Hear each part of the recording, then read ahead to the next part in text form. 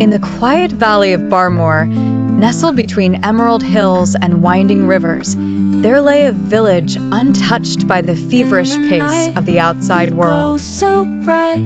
Barmore was small, but to those who called it home, it was a world unto itself, where the mountains rose like silent guardians and the air was filled with the scent of pine and damp earth. The village, with its mud brick houses and slate roofs, seemed to belong to a time long forgotten. Life in Barmore followed a rhythm set by nature herself. The villagers lived in harmony with the land, their lives woven into the seasons like threads in an intricate tapestry. Each morning, the soft light of dawn would spill over the hilltops, casting a golden glow on the terraced fields below, where wheat and barley swayed gently in the breeze. Roosters crowed, calling the farmers to their fields, while the women lit fires in their clay stoves, the scent of wood smoke rising into the crisp mountain air.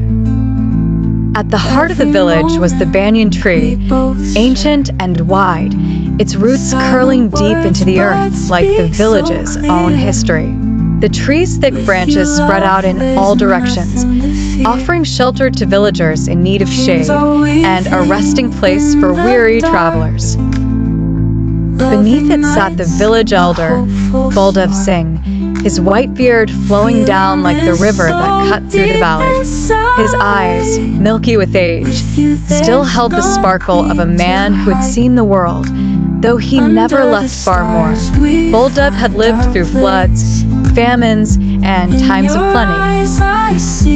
His stories, told to anyone who cared to listen, were part of the very soil of the village.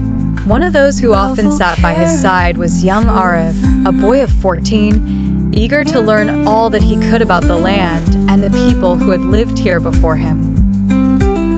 Arav's parents had passed away when he was just a child, and so he had been raised by his grandmother, Shanti, a woman as strong as the hills that surrounded their village.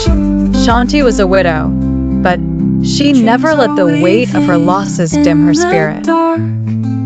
Every day, she rose before the sun, her hands deftly working to weave baskets from the reeds by the river or to tend to the few goats they owned. Arav, though young, already felt the pull of the earth. He would walk barefoot through the fields, feeling the cool soil beneath his feet. He would often gaze up at the mountains, wondering what lay beyond them, but he always returned to Barmore, drawn by the village's quiet pull, its unspoken promise of belonging. One autumn, when the air began to carry a crispness that signaled the end of harvest, word came from the neighboring town that a new road was being built. It would pass through Barmore, connecting the village to the bustling world beyond the hills. For some, this was exciting news, new opportunities, trade, and the chance to leave the village in search of a brighter future. For others, like Buldev and Shanti, it was a sign of the end of the old ways.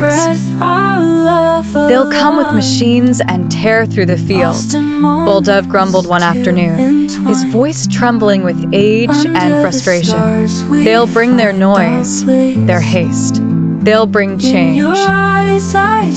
Arav, sitting beside him, looked out over the fields where the villagers were working to gather the last of the season's crops. He thought of the road, the promise of new faces, new ideas. Isn't change good sometimes? He asked hesitantly.